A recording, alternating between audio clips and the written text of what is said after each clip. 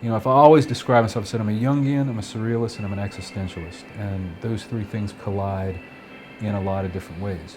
So I read voraciously. That's something I've done since I was young, and I've always said that a really good artist is a really well-educated artist. You can almost tell from the outset.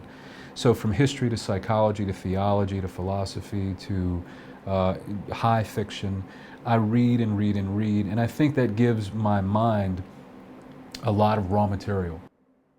For me as an artist, it's a convoluted process because the inspiration for my work comes from so many different places.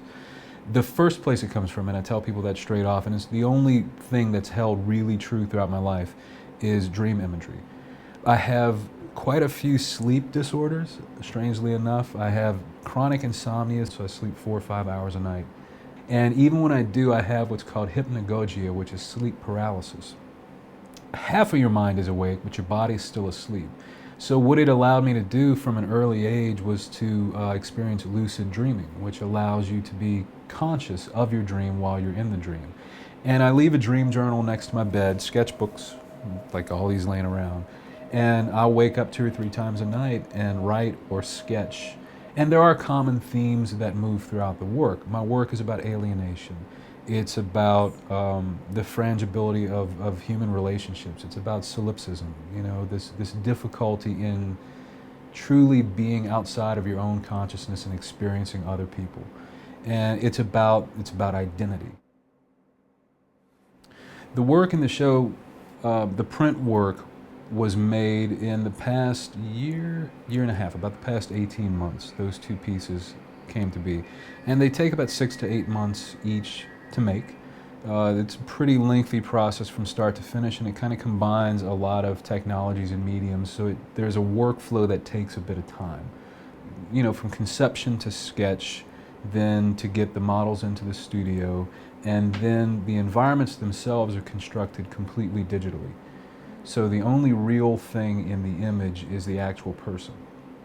And of course, all the textures in the image are photographed by me. And for some images, I'm a purist, so I actually have to travel. The work that I'm doing now is more Eastern European, so I'll travel to Prague to do it. The video work, the film The Colonials, took a little over 3 years from start to finish for the 14 minutes, 15 seconds run.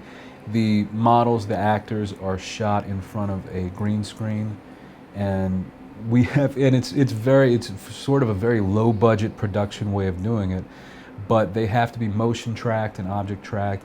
And because the backgrounds and elements are synthetic CGI, computer generated imagery, it takes quite a bit of time to do what's called rendering. So I have to move from a wireframe to the actual photorealistic image. And for the Colonials, in fact, the computer render time topped out at about 2,200 hours.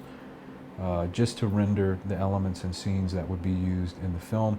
And because it was the first time that I tried anything like making my still images in a moving format, it took even longer because we had to reshoot and refilm so many times because I was learning as I went. The tools and equipment that I use to make the work it's fairly varied depending on what I'm doing, but it always starts with a pencil. That's the best tool I've got. Honestly, a sketchbook. I live with my sketchbook. The second tool is a very high resolution digital camera, which I use in the studio to capture the subjects. Whether it's film or still imagery, I use the same camera. Then I started to adopt the computer as a tool because of the programs that we could use.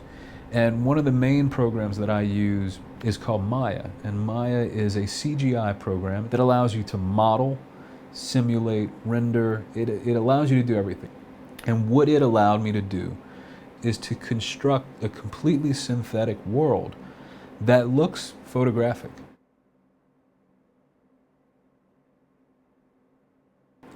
Well, what sparked my interest in art, and my family and I are very different. My father is a colonel in the Army. You know, my mother's a retired nurse. My brother is a chemical engineer who's also a captain in the Army. It's just, and I was the little oddball kind of guy growing up. Part of what sparked my interest was growing up in a very small town where I didn't have access to any of these things. I was a nerd, so I started going to the library all the time. And the first art book that I checked out there was a Picasso book. Reading this book and looking at this work and seeing that painting could be this, it opened up this whole reality that I didn't even know existed. And what was phenomenal about it is, even though now, and I drew from a young age, I was always a creative, artistic kid. At a very young age, when I found these books at the library and started reading about all these artists, two things occurred to me. One was that you could take this skill to draw really well and do something bigger with it. But the second one was, even though I was in this really small world, I could create my own bigger world. And that's what I started to do. If I could get anyone to do anything, when you walk up to my work or the work of any other artist, don't make any qualitative assessments about it at all. Try to experience it and enjoy it. And remember one thing, even if it's the biggest blue chip millionaire artist like Damien Hirst, or it's a person with chalk on a sidewalk, both of their works are just as important. Doesn't matter what the price tag on it is, both works literally have the same value as far as something created by a human to try to express something really special about being human. And I think we devalue work when we forget that.